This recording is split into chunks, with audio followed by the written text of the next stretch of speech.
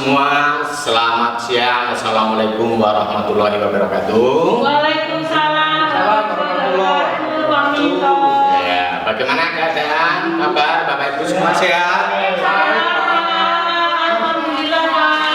Luar biasa, alhamdulillah. Nah, baik, Bapak Ibu semua, berjumpa lagi dan masih dalam pembahasan yang kemarin sudah kita bahas, yaitu terkait dengan bagaimana Puskesmas SLRT itu ya melakukan penanganan terhadap keluhan atau pengaduan. Nah, sebelumnya kemarin kita sudah pelajari apa sih itu keluhan, kemudian kategorinya seperti apa, dan juga ada yang disebut prinsip-prinsip penanganan itu bagaimana. Nah, sekarang ini kita lanjutkan masih dalam pembahasan yang sama. Nah, perlu saya ingatkan lagi ya, karena kita nanti akan membahas prosedur penanganan keluhan. Nah, kemarin sudah saya sampaikan 3 hal ya tadi ya. Nah, namun untuk mengingatkan kembali ya perlu saya sampaikan secara singkat ya bahwa Ibu Riri, Anda pernah mengeluh? Sering, Pak. Sering. Nah, ketika Anda mengeluh, apa yang ada di benak Bu Riri? Keluhan Anda itu bagaimana? Pengennya ya ditanggapi, diselesaikan. Nah, selama ini keluhan itu Ibu Riri sampaikan tuh biasanya kepada siapa? kadang ke Suaminya. Pada atasan itu kalau di pekerjaan ya. Oke. Nah, baik, kalau Pak Adi sering mengeluh atau tidak pernah mengeluh? Setelah mengeluh kemudian supaya terselesaikan keluhan Anda itu menjadi plong, itu apa yang Anda lakukan? Ya, saya melaporkan yang jelas pada siapa yang saya keluhkan. Kemudian ya setelah itu ya saya berjuang supaya keluhan saya bisa didengarkan lah minimal atau ditindaklanjuti. Perlu saya ulas kembali, gitu ya, bahwa keluhan itu sebenarnya ungkapan kekecewaan atau ketidakpuasan. Nah, itu keluhan. Misalnya nih contoh, aduh ini pekerjaan hari ini belum selesai, ini belum saya selesaikan, ini muncul lagi. Nah, ini adalah keluhan. Nah, ini tidak akan bisa selesai kalau kita hanya seperti itu. Maka kita harus mencarikan solusi. Ya, solusinya macam-macam sesuai dengan tingkat keluhan yang harus kita selesaikan. Nah, ini keluhan ini sekali lagi adalah ungkapan kekecewaan atau ketidakpuasan. Nah, ini saya kutip menurut ahlinya, ini cukup singkat saja dari Pak Ciptono tahun 2004. Nah, kemudian tentunya tadi supaya keluhan ini tidak mengganjal, tidak menjadikan sakit hati atau gondok atau apapun. Karena apa? Keluhan ini kalau tidak dikeluarkan, ya itu ibarat kayak bom gitu ya. Jadi kalau ditahan-tahan, tidak segera dikeluarkan, nantinya jadinya meledak. Nah, efek psikis mungkin kita bisa sakit, bisa capek atau bisa drop, stres dan lain-lain. Nah, oke ya. Nah, kemudian agar keluhan ini bisa terselesaikan maka perlu ditangani. Nah, bagaimana upaya penanganannya? Singkatnya adalah, penanganan ini harus ya diupayakan ya. Bagaimana kita bisa membantu pemerlu pelayanan kesejahteraan sosial ini menyelesaikan permasalahan yang dihadapi melalui pengembalian hak-haknya. Tetapi kalau dikaitkan dengan SLRT, nah tentunya ini terkait dengan kebutuhan-kebutuhan dasar itu bagi kaum fakir miskin, orang tidak mampu, dan PPKS lainnya yang selama ini nyumpet atau mampet ya. Keluhan-keluhan itu harus kemana itu mampet ya. Nah, maka agar tidak mampet ini harus ada sarana, ada wadah yang bisa menjembatani keluhan-keluhan itu terselesaikan. Nah, apa itu? Ya, itu apa yang disebut dengan kegiatan rujukan. Maka dengan keluhan ini harus ditangani, dan penanganan ini adalah berupa rujukan. Apa itu? Yaitu kegiatan menghubungkan pemerlu pelayanan kesejahteraan sosial itu ke program-program layanan yang telah disediakan. baik itu oleh pemerintah pusat maupun pemerintah daerah sesuai dengan kebutuhannya. Salah satunya adalah melalui Puskesmas SLRT. Nah, baik Bapak Ibu. Nah, sekarang ini kita akan membahas prosedur bagaimana keluhan atau pengaduan itu bisa tertangani. Nah, secara alur atau bagan Bapak Ibu ya bisa Anda saksikan di sini ya, cukup singkat ya. Nah, yang pertama ini dari komponen masyarakat. Ini baik FM, OTN maupun PPKS lainnya. Nah, ketika dia harus menyampaikan keluhannya itu kemana? Nah, karena kita sudah memiliki wadah yang disebut Puskesmas SLRT. Nah, sekarang di materi saya tegaskan prosedurnya seperti ini. Nah, dari masyarakat PPKS ini bisa datang ke Puskesmas SLRT. Kalau itu di tingkat desa atau kelurahan, maka dia nanti di sana akan ada ya, akan ada petugas ya, ada petugas fasilitator, front office dan back office. Nah, kemudian mereka menemui ini dan diterima. Nah, kemudian setelah mereka menyampaikan keluhannya ya, kemudian bagaimana front office-nya ini menerima, kemudian bagaimana fasilitatornya juga menemui, dan di sana FM atau PPKS itu menyampaikan keluhan ya, atau pengaduan.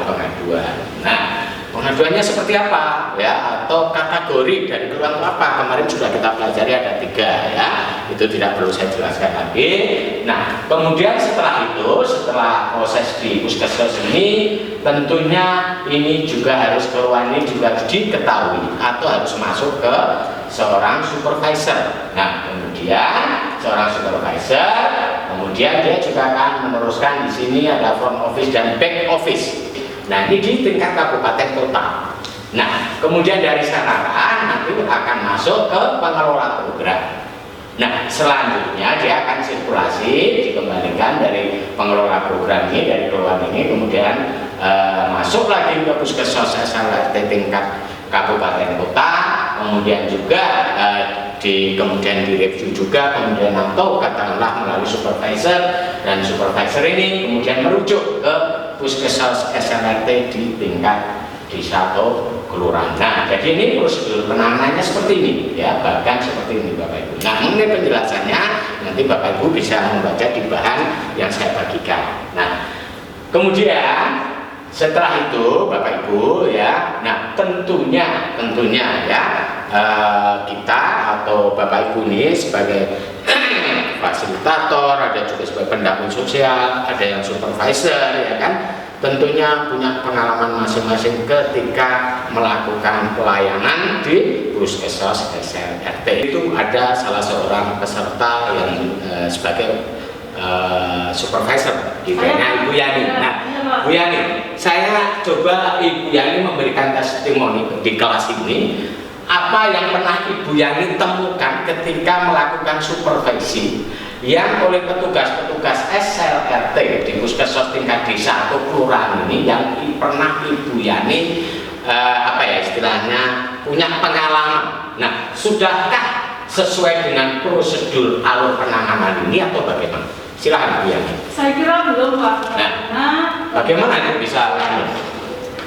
Saya kan punya fasilitator dan juga ada tenaga administratif ya Pak ya, di FO dan BO ya, back office dan front office. Nah, kalau masyarakat itu datang itu kan kebanyakan ke fasilitator ya, kemudian diteruskan ke FO dan BO. Nah, semestinya mereka juga screening dulu Pak keluhan-keluhan itu.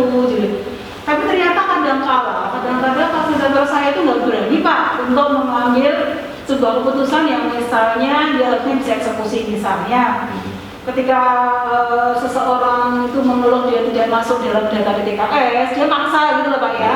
Nah, sebenarnya kan dia bisa diselesaikan secara tepat, dia cek di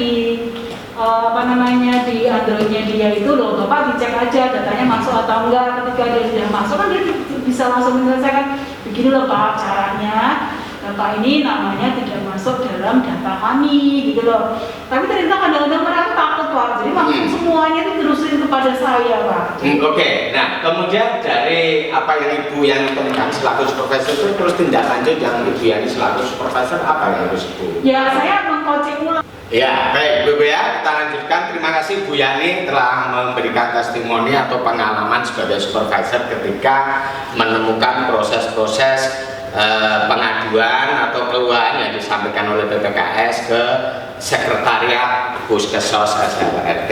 Jadi tadi kita dengarkan bersama Bu Yani, karena melihat ada semacam keganjilan, maka langkah yang dilakukan Bu Yani selaku supervisor, mereka harus mengcoaching ulang. Terima kasih Bu Yani. Nah baik, Bapak Ibu semuanya jelas ya prosedurnya seperti ini ya. Jadi nanti Bapak Ibu yang sekarang baru merintis atau baru bergabung di Puskesmas SLRT, tolong walaupun ini sederhana tetapi ini penting ya. Jadi jangan lupa bahwa sebelum masuk ke kursus ini Bapak Ibu kan sudah dibekali ya, apa itu keluhan itu bagaimana tadi secara sederhananya, kategorinya itu bagaimana Bapak Ibu juga harus tahu, dan kemudian prinsip-prinsip yang harus Bapak Ibu pegang ketika memberikan penanganan terhadap keluhan. Baik Bapak Ibu semua, nah sekarang kita masuk kepada tugas diskusi. Nah tadi sebelum saya memulai materi ini sudah saya berikan kelompoknya melalui grup ya Bapak Ibu semuanya.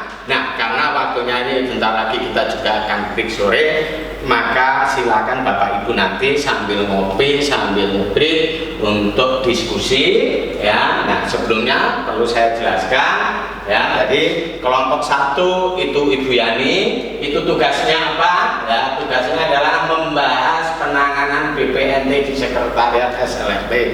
Kelompok 2 Mas Adi, itu tugasnya nanti membahas penanganan keluhan Kartu Indonesia Pintar di Sekretariat SLRT. Kemudian ini ada Pak Joko. Nanti kelompok 3 tugasnya adalah bagaimana membahas penanganan KIS Kartu Indonesia Sehat oleh fasilitator. Dan yang terakhir Ibu Ririn kelompok 4 ya, nanti membahas penanganan masalah PKH. Nah, Bapak Ibu silakan nanti sambil ngopi berdiskusi, dan setelah nanti beristirahat kita masuk dan kita bahas hasil diskusinya. Nah, kemudian jangan lupa setelah nanti kita diskusi, kita masuk kelas ya, masih ada pertanyaan yang saya sampaikan dan Bapak Ibu bisa menjawab. Yang pertama, tolong buatkan bagan alur penanganan yang selama ini Anda buat atau Anda tahu sebelum yang saya sampaikan tadi. Kemudian yang kedua, dengan bagan prosedur tadi sesuai dengan posisi Bapak Ibu, Bu Yani sebagai supervisor, Mas Adi sebagai pendamping sosial, silakan Anda menuliskan posisi Anda di dalam bagan alur itu di mana dan apa peran Anda. Itu paham ya?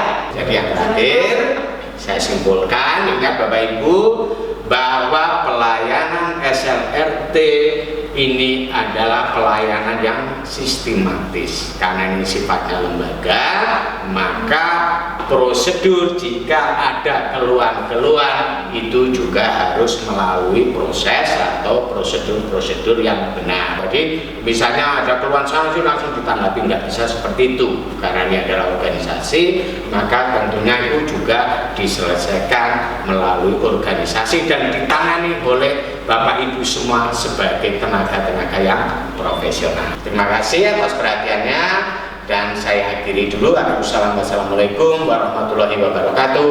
Selamat beristirahat. Terima kasih.